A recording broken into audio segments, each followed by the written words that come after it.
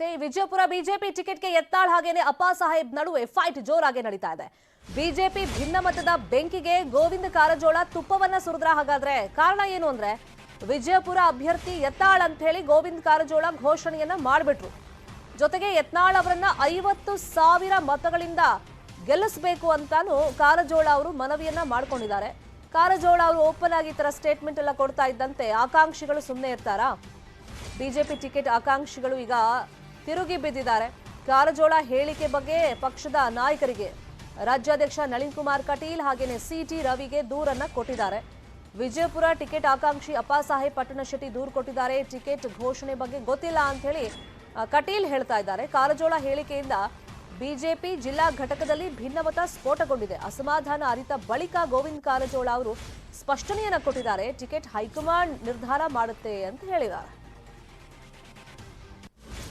ಇಲ್ಲಿ ಹೇಳೋದು ಹೇಳ್ಬಿಡ್ತಾರೆ, ಆಮೇಲೆ ಒಂದಿಷ್ಟು ಗೊಂದಲಗಳು ಉಂಟಾಗುತ್ತಲ್ಲ, ಅದಾದ್ಮೇಲೆ ಹೈಕಮಾಂಡ್ ನಿರ್ಧಾರ ಮಾಡುತ್ತೆ ಅಂತ ಒಂದು ಸ್ಟ್ಯಾಂಡರ್ಡ್ ಸ್ಟೇಟ್ಮೆಂಟ್ ಅನ್ನ ಕೊಟ್ಟಿದ್ದಾರೆ ಈಗ ಗೋವಿಂದ ಕಾರಜೋಳ ಅವರು.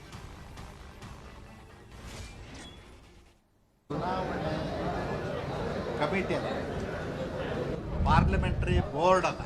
ಪಾರ್ಲಿಮೆಂಟರಿ ಬೋರ್ಡ್ನಲ್ಲಿ ಪಟ್ಟಿ ಬಿಡುಗಡೆಯಾಗುವವರೆಗೂ ಭಾರತೀಯ ಜನತಾ ಪಕ್ಷ ಗೆಲ್ಲಿಸ್ರಿ ಅಂತ ಸಾಮಾನ್ಯವಾಗಿ ಹೇಳ್ತೀವಿ. ಅದರ ಅರ್ಥ ಯಾರಿಗೆ ಟಿಕೆಟ್ ಕೊಡ್ತೀವಿ ಯಾರಿಗೆ ಟಿಕೆಟ್ ಕೊಡೋದಿಲ್ಲ ಅಂತ ಅಲ್ಲ.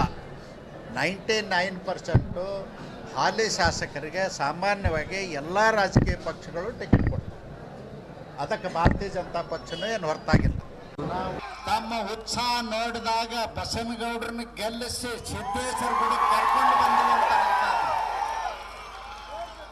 ಈ ಉತ್ಸಾಹ, ಪ್ರೀತಿ, ವಿಶ್ವಾಸ ಸದಾ ನಮ್ಮ ಪಕ್ಷದ ಮೇಲೆ ಮೇ ತಿಂಗಳ ನಡೀತಕ್ಕಂಥ ಚುನಾವಣೆಯಲ್ಲಿ 50,000 ಅಧಿಕ ಮತಗಳಿಂದ ನಮ್ಮ ಅಭ್ಯರ್ಥಿ ಶ್ರೀ ಬಸನಗೌಡ ಪಾಟೀಲ್ ಯತ್ನಾಳ್ ಅವರನ್ನ ಗೆಲ್ಲಿಸಬೇಕು ಅಂತ ಪ್ರಾರ್ಥನೆ.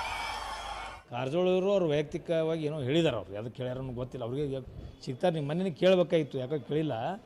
ಆದರೆ ಪಕ್ಷದ ನನ್ನ ಮಾಹಿತಿ ಪ್ರಕಾರ ಯಾವುದೂ ಟಿಕೆಟ್ಗಳು ಫೈನಲ್ ಆಗಿಲ್ಲ. ನಾನು ಈ ಕ್ಷೇತ್ರ ಆಕಾಂಕ್ಷಿಯಾಗಿದ್ದೀನಿ, ಪ್ರಬಲವಾಗಿದ್ದೀನಿ ಮತ್ತು ನಾನು ಕಾರ್ಯಕರ್ತರ ಜೊತೆ ಇದ್ದೀನಿ. 10 ವರ್ಷಗಳ ಕೆಲಸ ಮಾಡಿದ್ದೀನಿ. ಈ ಸಲ ನನ್ನ ಕ್ಷೇತ್ರ ನನಗೆ ಉಳಿಸ್ಕೊಡ್ಬೇಕಂತೇಳಿ ನಾನು ವರಿಷ್ಠರಲ್ಲಿ ಮನವಿ ಮಾಡ್ತೀನಿ. ಅವರು ಅಭ್ಯರ್ಥಿಗಳು ಎಲ್ಲರನ್ನು ಗೆಲ್ಲಿಸ್ರಿ 50,000 ಹೇಳಿದ್ರೆ ನಂದೇನು ತಕರಾರಿಲ್ಲ. ವೈಯಕ್ತಿಕವಾಗಿ ನಗರದವರು ಅಭ್ಯರ್ಥಿ ಅಂತೇಳಿ ಹಿಡಿದು ನಮಗೂ ಸ್ವಲ್ಪ ಮನಸ್ಸಿಗೆ ನೋವಾಗಿತ್ತು. ಅದು ಯಾಕೆ ಹಿಂಗೆ ಹೇಳಿದ್ರು ಕಾರಜೋಳ ಸಾಹೇಬರು? ಗೊಂದಲನೂ ಆಯಿತು, ನನಗೂ ನೋವಾಗಿದೆ, ಕಾರ್ಯಕರ್ತರು ನೋವಾಗಿದೆ, ಬಿಟ್ಟದ್ದು ಗೊತ್ತಿಲ್ಲ. ಹಿಂಗೆ ಯಾಕಾಯಿತು ಅನ್ನೋವಂಥದ್ದು ಗೊಂದಲ ಇತ್ತು. ನಾನು ನಿನ್ನೆ ಸ್ಪಷ್ಟತೆಯನ್ನು ನಮ್ಮ ರಾಜ್ಯಾಧ್ಯಕ್ಷರಿಂದ ಮತ್ತು ಸಿಟಿ ತೊಗೊಂಡಿದ್ದೀನಿ. ಹಾಗೇನಿಲ್ಲಪ್ಪ, ನೀನು ಕೇಳು ಅಂತ ಹೇಳಿದ್ದಾರೆ. ಯಾವ ಇಲ್ಲ. ಕಾರಜೋಳ ಇದೇ ವಿಚಾರವಾಗಿ ಇನ್ನಷ್ಟು ಮಾಹಿತಿಯನ್ನು ಕೊಡೋದಕ್ಕೆ ನೇರ ಸಂಪರ್ಕದಲ್ಲಿ ಜಾಯಿನ್ ಆಗಿದ್ದಾರೆ ನಮ್ಮ ರಿಪೋರ್ಟರ್ ಗುರುರಾಜ್. ಗೋವಿಂದ ಕಾರಜೋಳ ಅವರು ಯತ್ನಾಳ್ ಅಭ್ಯರ್ಥಿ ಮತ್ತೆ 50,000 ಮತಗಳಿಂದ ಅವರನ್ನ ಅಂತರದಿಂದ ಗೆಲ್ಸಿ ಅಂತ ಹೇಳೋದ ಆ ಒಂದು ಸಂದರ್ಭ ಯಾಕೆ ನಿರ್ಮಾಣ ಆಯಿತು? ಅದಾದ್ಮೇಲೆ ಜಿಲ್ಲಾ ಬಿಜೆಪಿಯಲ್ಲಿ ಏನೆಲ್ಲ ತಳಮಳಗಳು ಉಂಟಾಗಿದೆ?